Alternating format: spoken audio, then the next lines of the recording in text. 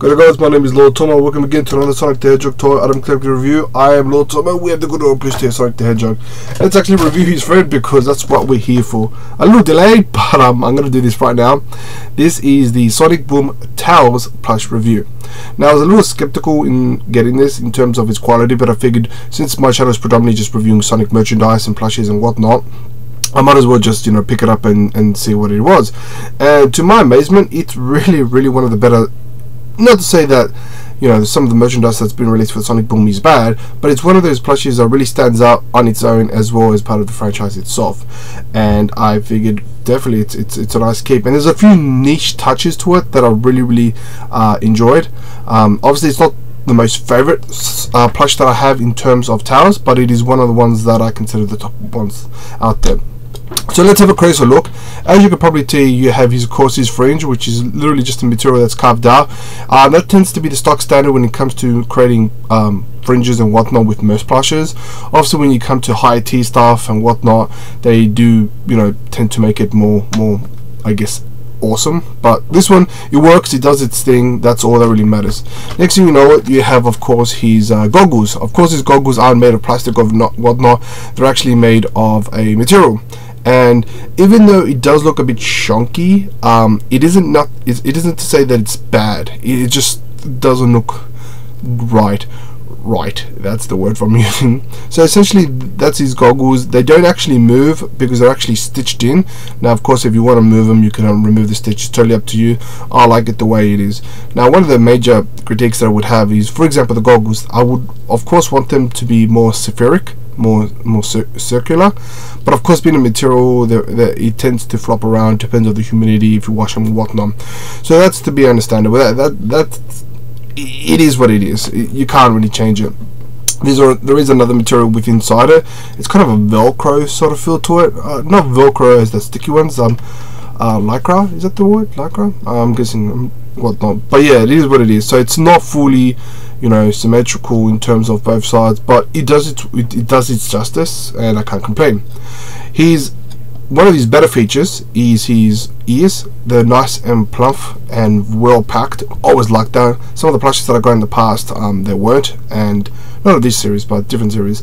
But they really done that awesome. His eyes are done superbly as well. You got his smile, you got his little nose, incy nose, which is literally just almost a dot.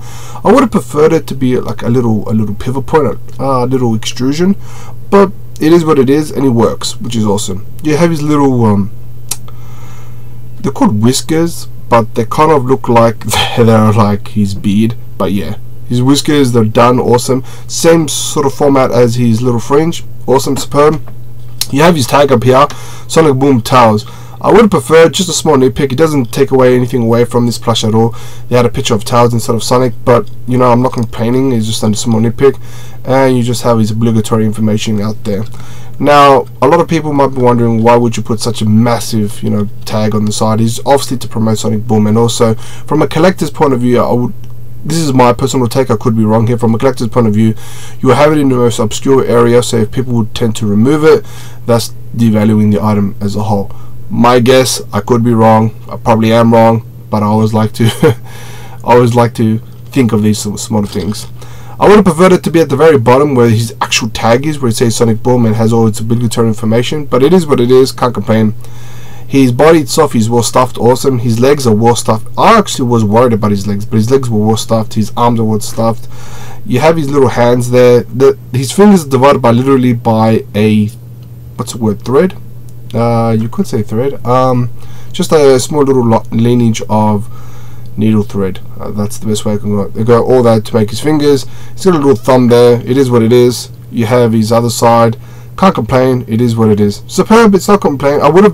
I'm pretty sure in the game they had bandages, but obviously they wanted to cut cost, I would imagine. But can't complain there. You have his little belt band thingy. That was one of the things that was throwing me off, but I guess he tried to make it very Sonic Boom-ish like, which isn't bad. You have his belt there, not bad. One of the things that really blew me away is his towels. His towels, by definition, his towels, because he is towels, are extremely well stuffed in terms of what they have inside. Very well, and they have this interesting little. See if I can get it. It's hard to really see, but these little curvatures that make the top half of his tails is this very fluorescent white lining, stitching.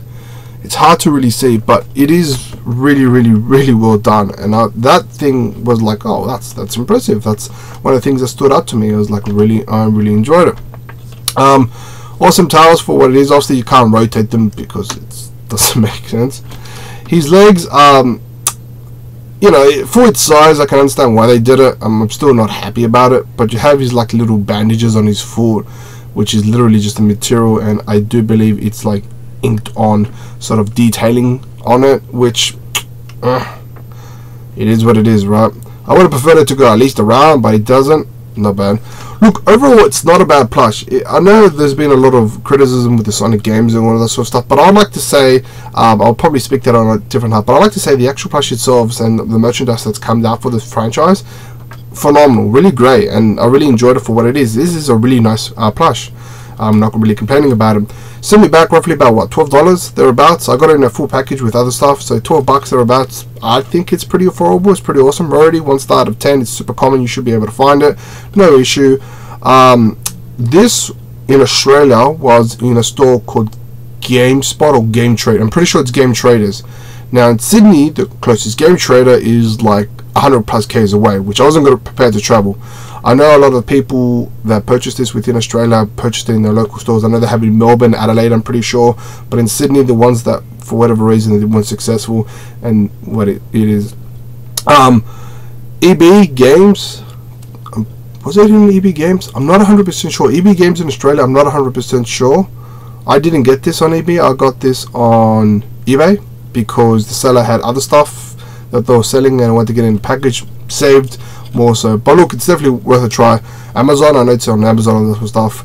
But yeah, look, tell me what your thoughts on this. Do you like it? Do you hate it? Do you know, what's your thoughts on it? I generally actually find this awesome. I'm gonna have this, you know, with my Sonic one. Guys, thank you so much for checking out this review. Let me know on your thoughts on this. Remember, take care, and speed on. Take care.